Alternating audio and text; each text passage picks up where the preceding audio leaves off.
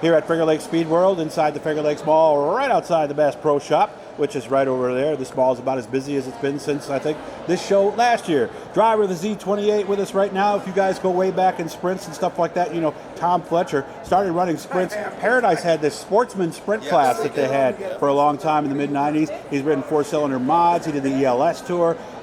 He also did four-cylinder sprints. Classics on dirt is what he's doing now with Mohawk Valley, but of course he ran a 305 at Canandaigua for a while. He was one of the guys that ended up getting Bobby Perro back in the sport. Yeah, so how we doing? I put the needle back in his arm. Is that you were the one that did that, huh? Yeah. Okay. What happened with that? Were you just ready to give up the driving end, or? I wanted to make sure. I didn't know if it was me or the car, because I was doing it all myself. And I see. I just really didn't. I didn't have the help. Okay. So originally, what we were going to do is Bobby was going to run select races at Canandaigua, and I was going to run the local ESS races. Gotcha. In the car. But COVID hit, and the ESS schedule got canceled, and then Bobby just started driving the car full time. Yeah, and Canandaigua was running 305, so. Yeah, he ran all year, finished third in points the first time in the car. Okay, so what brought you to this then? And by the way, this is an old Mike McLaughlin car, the old Cray Z8. What got you interested in vintage racing? I was just looking back when I ran four-cylinder modifieds. Everybody got along, everybody helped each other. Not that the sprints didn't. Right, because they do for the most part. But it's more, this is like a more family atmosphere, and I haven't met anyone I haven't got along with yet. Okay. What is this car? This car is a 2012 Troyer, so it's really not a vintage car, it's a tribute car to Right. Mike. And when I was a kid, Mike's shop was like 2 blocks away from my house. Oh yeah, And you were this one of the was guys who was hanging there all the time? Yeah, when I was 8 years old. Yeah. And this was kind of the first car I had access to. Okay. My first race car. All right, so we'll take a little look at it here, as you see. And of course, they've been doing that for a few years now.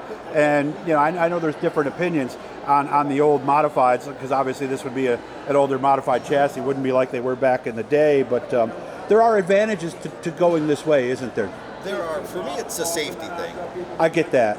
You know, because I can put my full containment seat in it, and being 6'4", if I'm looking for a car from the 80s, they just didn't make cars. Until they did the tall cage, basically, Yes. right? Guys like you were squished in there, right? Yes. Actually, I did own a 90 or 84 Biros car when I had a four-cylinder modified, and I did fit in that car. Okay. For the most part, any cars I looked at, I couldn't fit in, or the frames are just too rough. Okay.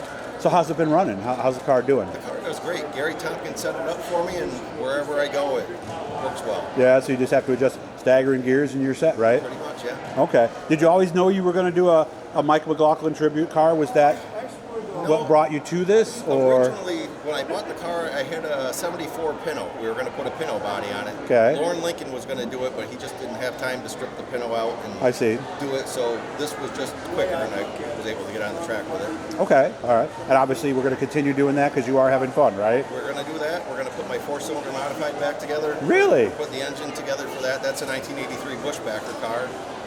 And I also have a 37 Plymouth, so if we get another sportsman car, maybe we'll put the Plymouth body on it. Where can you run the four-cylinder modified? I can run it with the Classics on dirt. They allow that, okay. Yes, they do. And is it technically a mid-engine or rear engine? It's a mid-engine, front-engine car. Okay. And I run a stock Pinto transmission. Okay. But the engine is behind you? No, it's Is it in the front front? of me. Well, I thought actually, most it's of them kinda were... right next to my feet. I guess I thought most of them were... They used to, yeah. That was what they all were back in the day, right? Yeah, this car is more like an asphalt modified.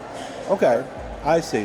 What ended up being the demise of those? Because those four-cylinder mods, I remember early mid-90s, you went down to Southern Tier, they had full fields of those cars. I think what happened to them is there's too many classes. People have too many choices. Is that what it is? Yeah. Okay. Well, what about parts? I mean, did you have to fabricate a lot of it, or? Back then, yeah. Okay.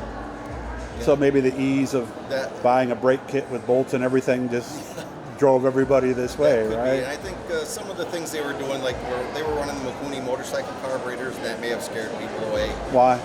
The expense. Oh, okay. So like a lot of things, it just got to be a little bit too much. Yeah, we weren't really racing for a lot of money. Okay. Well, good to see you as always, man. And right, now when you see the Crazy 8 out there, you know a little bit more about the guy who drives it. Make sure to subscribe, turn on the notifications, all that cool stuff. Nice to see you, Tom.